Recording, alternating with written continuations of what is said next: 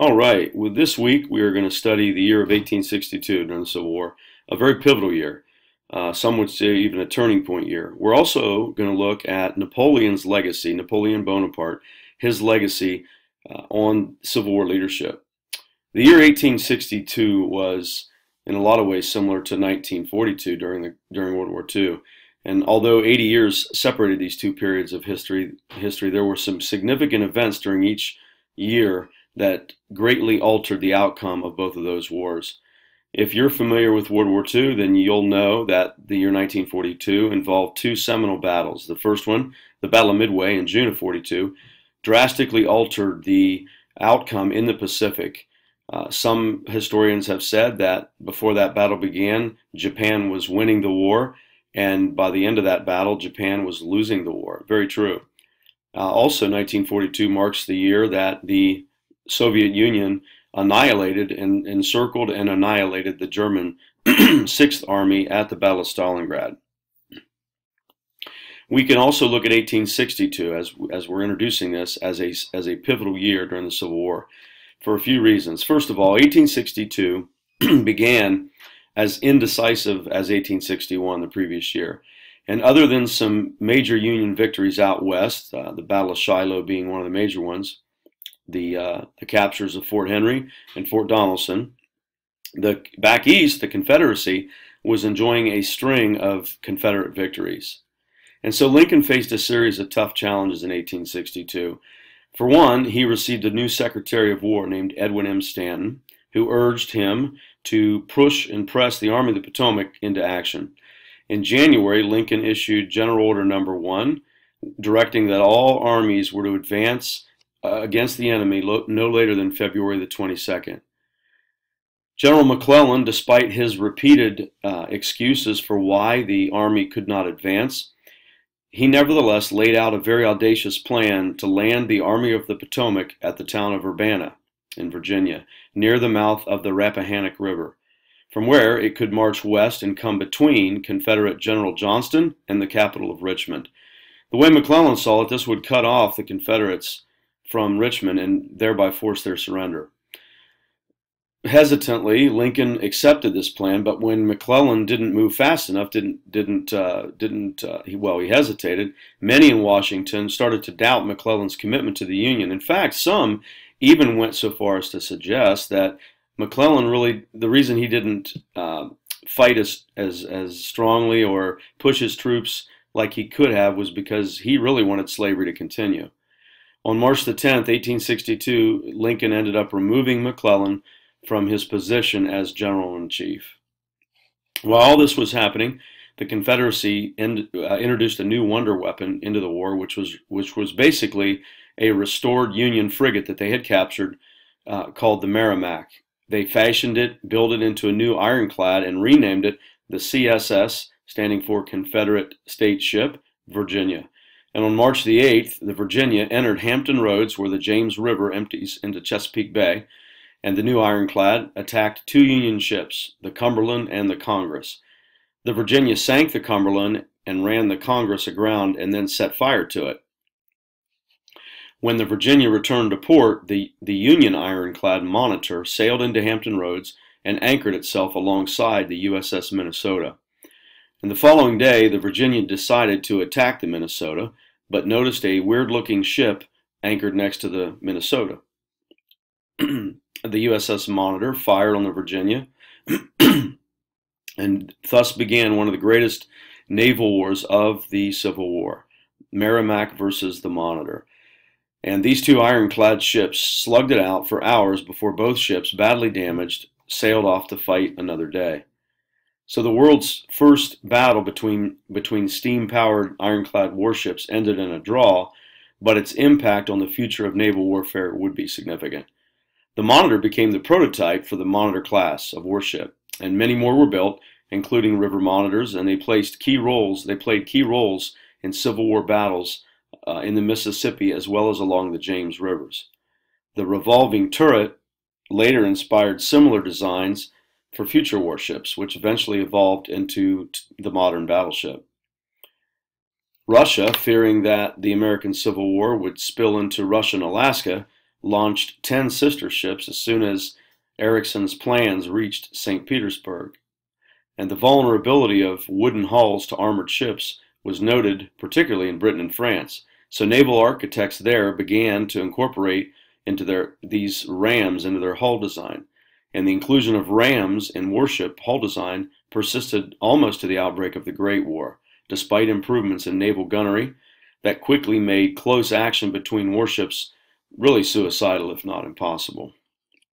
News of the epic naval battle caused General McClellan to change his plan to move against the Confederacy, and instead he decided to begin his attack on the peninsula between the York and the James rivers. If you want to reference the slide, you'll see that. Those two rivers are almost parallel to one another. However, McClellan, always one to overestimate the enemy's strength, was hesitant to move up the peninsula because there was a Confederate garrison at Yorktown that he believed numbered about 10,000 troops. In reality, it was far less than that, but the Confederate commander at Yorktown, General John B. Magruder, had his men march back and forth with flags flying around and bugles playing, tricking McClellan into thinking that there were more troops there than there were. And so as a result of that, rather than attacking straight out, McClellan began to plan a siege on the garrison rather than outright attack. Previously, President Davis had ordered General Johnston to Yorktown in an effort to join Magruder's men that had set up trenches there. And shortly after joining Magruder, Johnston, fearful McClellan would blast away at the fort, began a slow retreat up the peninsula toward Richmond.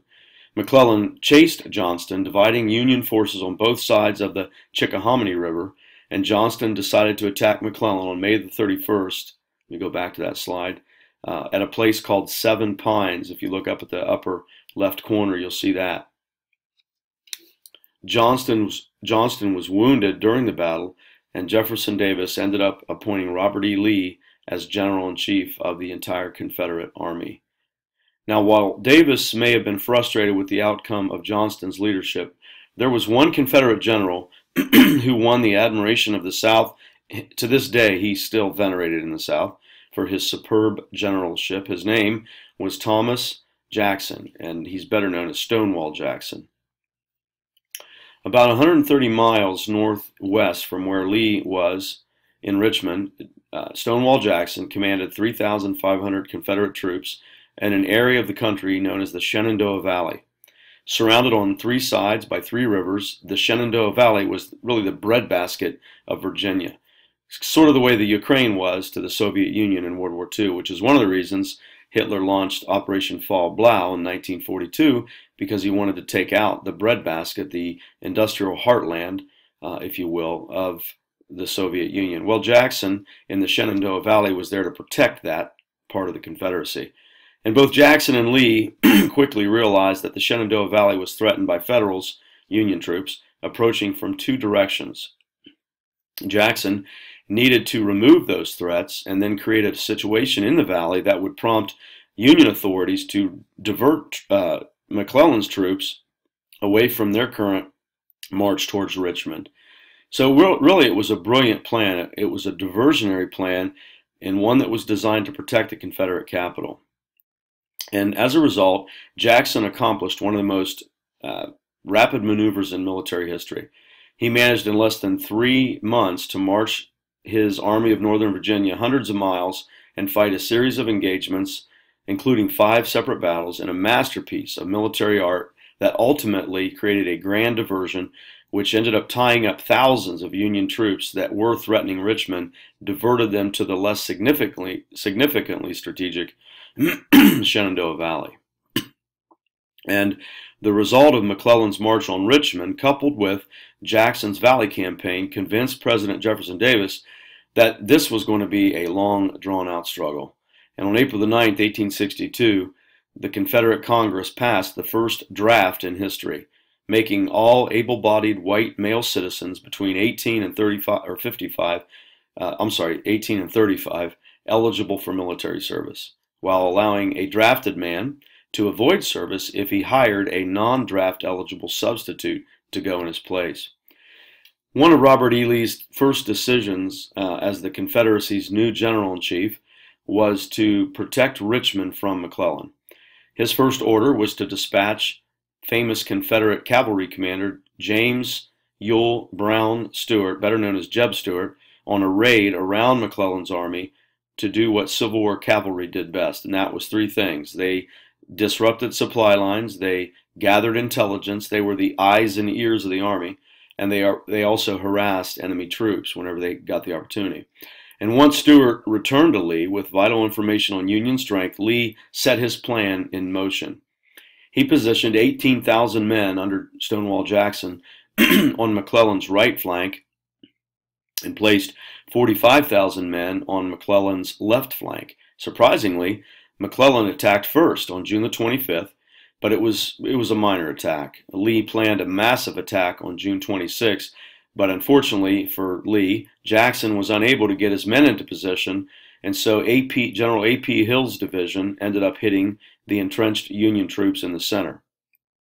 McClellan's troops were on position at a place called Malvern Hill, which gave them the high ground. Not to be disheartened, Lee's rebels charged the Union lines and were mown down by artillery fire. It's never a good idea in warfare to attack an enemy, first of all, a frontal attack in the center when they have the high ground. But this is what happened, and Confederate losses were almost 1,500, while the Federals, the Union, only lost 400. And so this seemingly suicidal charge up Malvern Hill represents a phenomenon among Southern soldiers that's worth pausing and talking about. In their book, it's entitled Attack and Die, Civil War and Military Tactics and the Southern Heritage by Grady McWhinney and Perry Jameson. Those two authors argue that Southerners favored an offensive warfare because of their Celtic heritage. That was part of their DNA, if you will.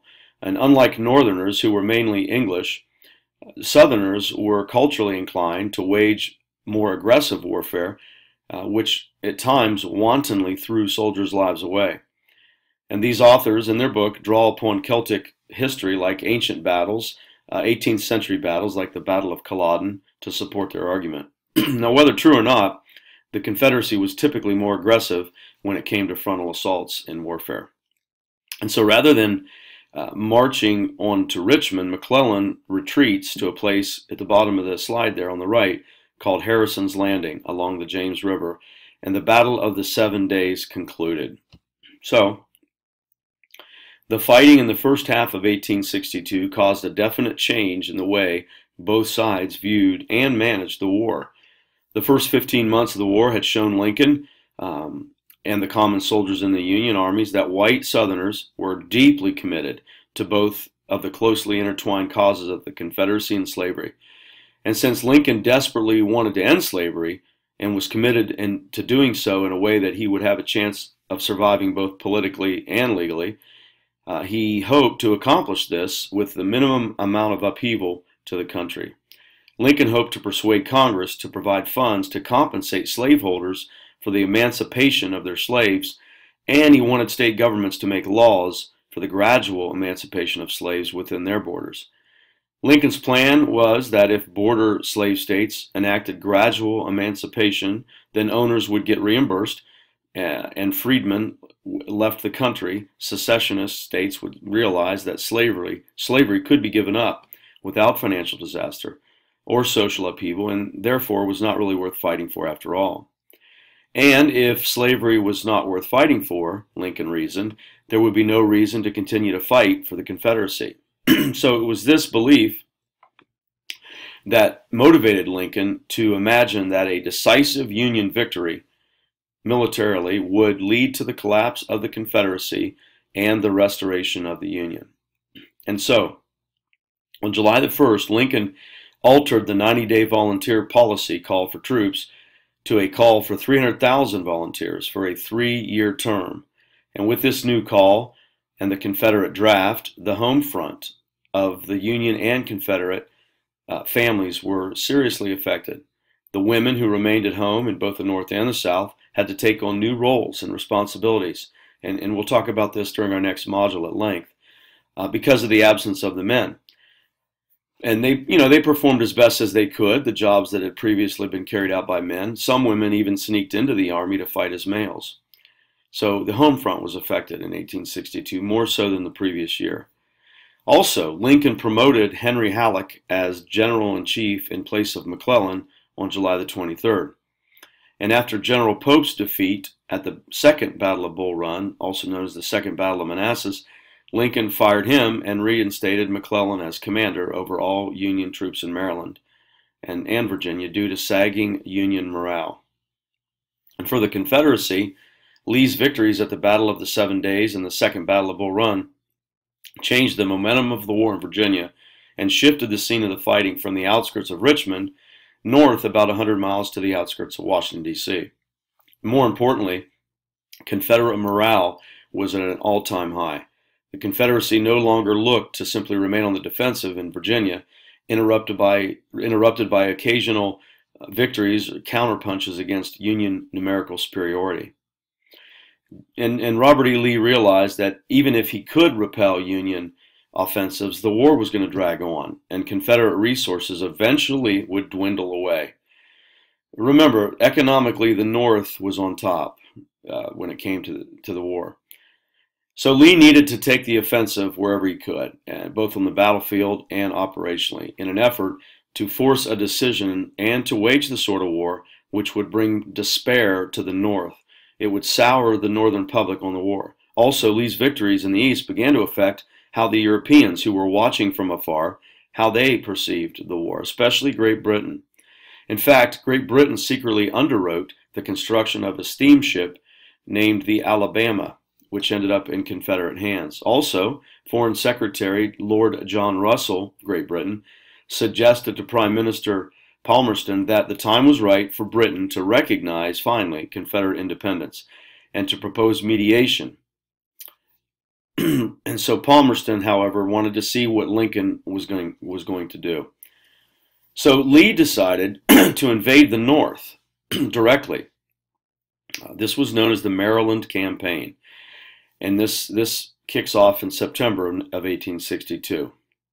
And Lee chose this Maryland Campaign for three primary reasons. Number one, Lee believed the presence of a Confederate force in Maryland would encourage secessionist and pro-Confederate sentiment in that part of the nation. Secondly, news that a Confederate army was north of the Potomac River might impress European leaders enough to push them over the edge in their decision to finally recognize Confederate independence. And third, a northern invasion would dishearten northern public opinion further on the war. And this was important because congressional midterm elections were approaching. On September the 5th, 1862, Lee's forces began crossing the Potomac into Maryland and issued a proclamation to its citizens declaring, quote, "The people of the South have long wished to aid you in throwing off this foreign yoke, to enable you again to enjoy the inalienable rights of free men and restore independence and sovereignty to your state." In other words, if you want to have slaves, you can have them. Unfortunately, the Confederates received a chilly greeting from the people of Maryland, primarily because Western Maryland, in which the Army of Northern Virginia was now campaigning, was a land of relatively few slaves, and the people were overwhelmingly in support of the Union. So really only a few Marylanders appreciated the rebels coming into their land. When Lee discovered the 10,000 troops stationed at Harper's Ferry didn't flee in the face of his 38,000-man army, Lee decided to divide his army into at least 3 columns and send them marching by varied, separated routes to come at Harper's Ferry from 3 multiple directions. If McClellan made an aggressive move, Lee would be in a very dangerous situation with the components of his army so widely spread out, and they wouldn't be able to support each other, and they would be easy prey for McClellan. But Lee, knowing McClellan, his penchant for over-exaggeration and inaction, figured that he would encamp his army of Northern Virginia in and around the city of Frederick, Maryland. And on September the 9th, Lee drafted his famous Special Order 191, which gave detailed instructions to his subordinate commanders. And on the morning of September the 13th, some Union troops from an Indiana regiment were walking through a field outside of Frederick when they spotted something strange on the ground. One of the soldiers leaned down to pick it up and noticed it was 3 cigars, around which was wrapped Special Order 191. Excited, McClellan remarked, quote, "Now I know what to do. Here is a paper with which, if I cannot whip Bobby Lee, Robert E. Lee, I will be ready to go home." Discovering his misfortune, Lee nevertheless decided to go forward with his plan, trusting that his men could hold off the Yankees at the mountain passes. And so Lee decided to form a line of defense along a place called Antietam Creek, east of the town of Sharpsburg, Maryland. And both sides moved. Infantry, artillery, and cavalry all moved into position on September the 16th. And Lee had most of his army in position, except for General A.P. Hill's division, who were still at Harper's Ferry. The following morning, September the 17th, 1862, the famous Battle of Sharpsburg, or the Battle of Antietam, began as McClellan launched the first of a series of attacks, starting on his right and moving towards his left. But he was unable to coordinate his assaults and was unwilling to commit his reserve troops because he didn't want to risk their defeat. The fighting raged back and forth that day, and the cornfield of a farmer named Miller changed hands as many as 15 times and was left with thickly strewn with corpses, with nearly every corn stalk cut down by bullets. In the afternoon of the battle, Union General Ambrose Burnside, his corps, stormed a bridge, now called Burnside's Bridge, overran the small Confederate force guarding it, and advanced westward toward Sharpsburg and the roads leading toward the Potomac. Confederate General A.P. Hill's division arrived just in time to drive back this final effort, and the bloodiest day of the Civil War ended 12 hours after it had begun. The next day, Lee withdrew, crossing back across the Potomac. The losses at the Battle of Antietam were absolutely shocking. McClellan lost about 12,500 men, while Lee lost just over a third of his men. And yet, the Confederate commander decided to stay in place and to dare a renewal of conflict of the battle on the 18th.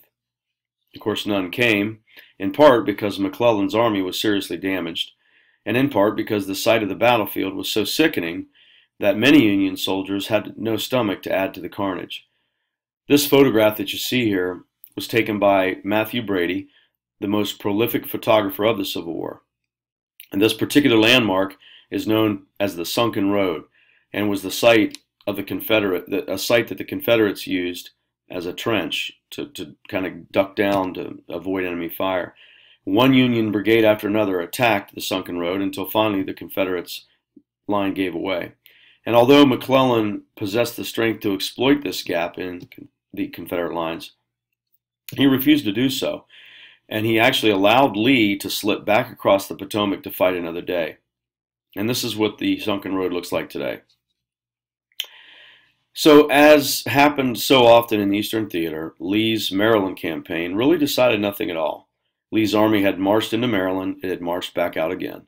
No territory or resources had changed hands for longer than the few days the campaign lasted, and the relative strength of both sides had remained the same.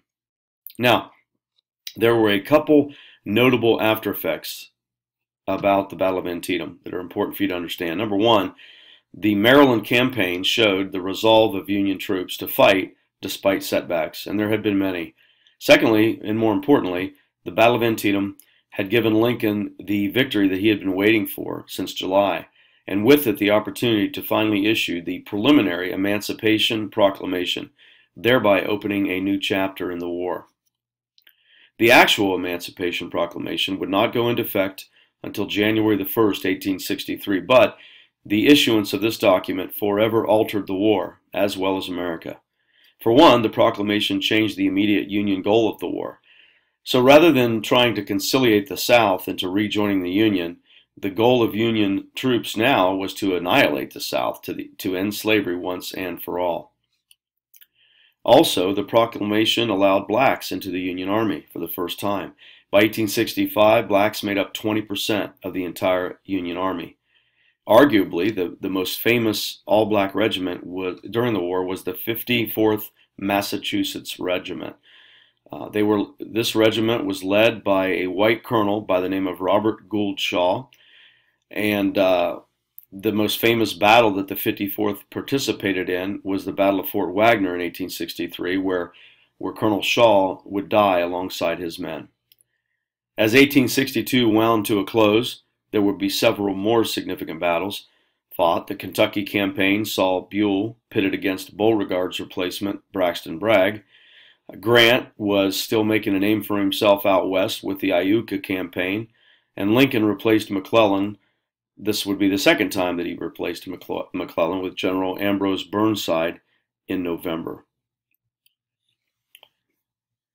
In December of 1862, General Burnside decided to advance on Richmond across the Rappahannock River towards the town of Fredericksburg. And to get across the river, General Burnside ordered that pontoon boats be brought to form bridges. Union troops found the crossing extremely challenging as Southern troops dug in on the other side of the river, fired on them, and after finally crossing, Burnside's forces encountered fierce resistance as they tried to attack well-entrenched Confederates at the base of a rise called Mary's Heights. And after 14 repeated tries to dislodge the Confederates, Burnside finally abandoned the attack. And when the battle was over, Union losses totaled more than 12,000. The Confederates lost only about 3,500. And following the loss in confidence in Burnside, Lincoln fired him and replaced Burnside with General Joseph Fighting Joe Hooker. The firing of Burnside marked the fourth general in which Lincoln had lost confidence in since the war's beginning a year prior. General Hooker would suffer perhaps the worst Union defeat the following year at the Battle of Chancellorsville, often considered Lee's greatest masterpiece. Sadly, the Confederacy would lose one of its best and brightest stars. Stonewall Jackson was killed during the Battle of Chancellorsville, shot by his own men. It was a mistake. We call that friendly fire. Jackson was a devout Christian, a saved man who witnessed all the time to his fellow troops, extremely well beloved, not only by Robert E. Lee, but by all his fellow soldiers as well. So we're going to take a break, and the next video will cover the legacy of Napoleon Bonaparte.